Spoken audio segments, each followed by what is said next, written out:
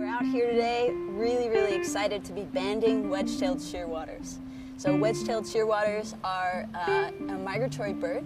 They're protected federally under the Migratory Bird Treaty Act of 1918. And we're out here today to keep track of the individual birds that we have nesting here on base. So we're working with UH to make sure that we're putting these little fancy bracelets on them that have numbers engraved on them. And that's going to help us keep track of these individual chicks in the future. So the birds evolved to leave their burrows and go to the ocean. And so they evolved to do this when there's like a full moon and there's no human light.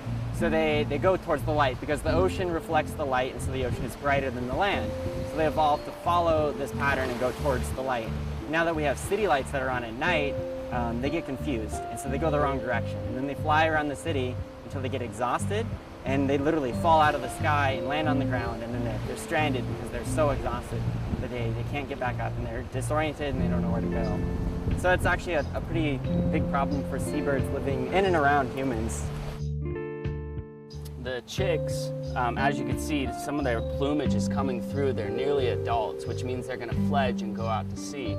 And we want to get bands on them before they do that. By attaching these steel bands to their legs, you wouldn't be able to see them from a distance, but if any birds were to become injured or die from falling out, then we would be able to track kind of the proportion of the population that is falling out from light pollution. They definitely have their own personalities. Some of them are extremely feisty and some of them are really docile. Some of them don't even move. They just look at you really and kind of let you do whatever. And the other ones, they'll tear you up. You know, you'll get cuts and bleed all over the place. But when you recapture these bands, they go into a big global database, and then that data can be used in market capture models that estimate population size and reproductive rates, so we can actually model how many birds there are, how many birds there will be, how fast they're breeding, and the health of the overall population.